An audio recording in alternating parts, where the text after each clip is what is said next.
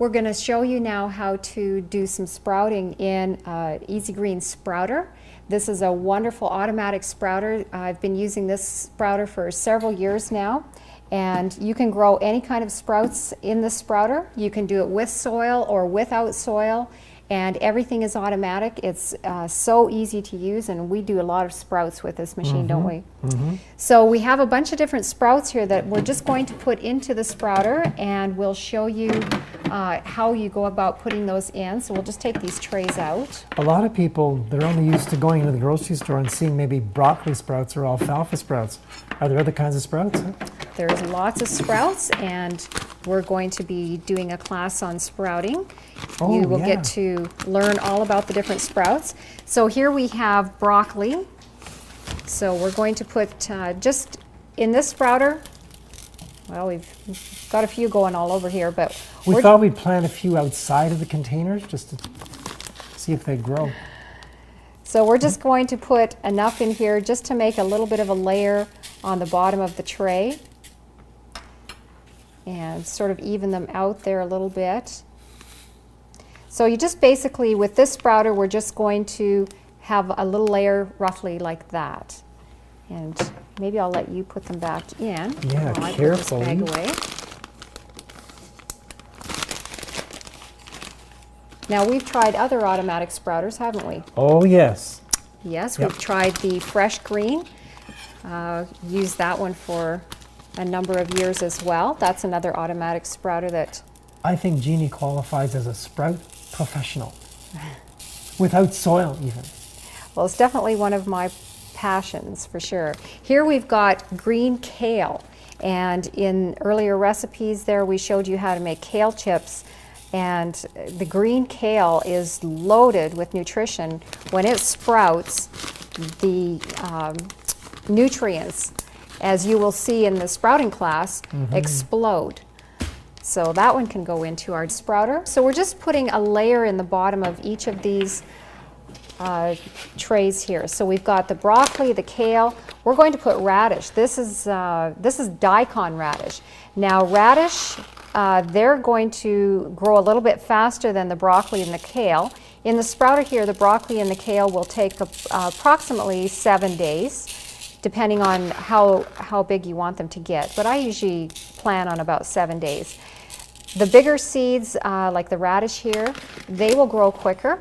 That will take approximately 3 or 4 days, again depending on how large you want them to get.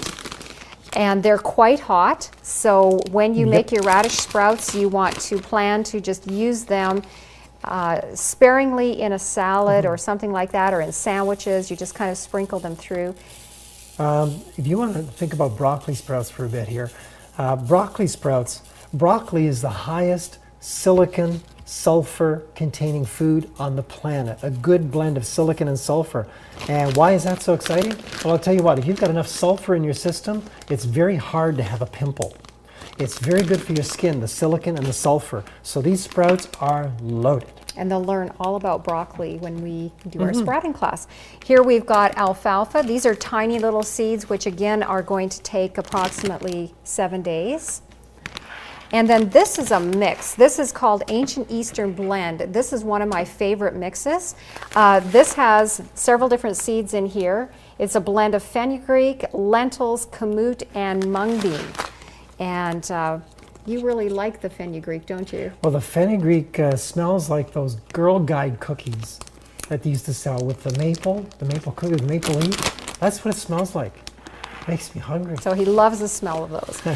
Fenugreek is a little bit strong, and it's not normally one that I sprout all by itself just because it is strong. And the benefits are enormous. Jeannie's going to share that with you when she does her the sprouting class.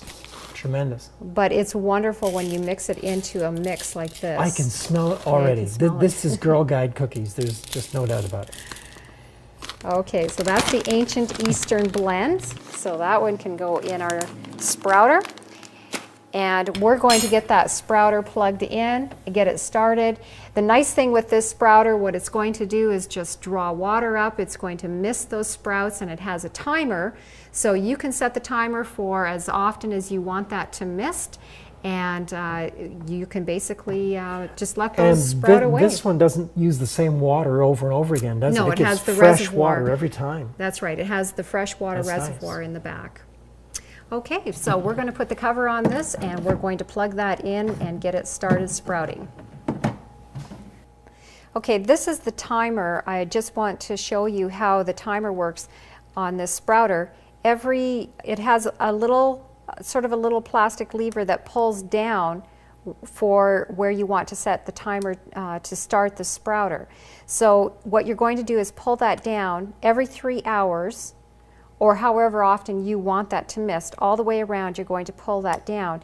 Usually what I will do is pull a double one down at one point, somewhere around there, so that it can come on for a little bit longer of a mist. So I'll pull down a double one, and that will give it a double time of misting. But there again, you can set this for as often as you want that to mist. If you're in an area where the weather is very hot and dry, you may want to mist that every couple hours or even more often.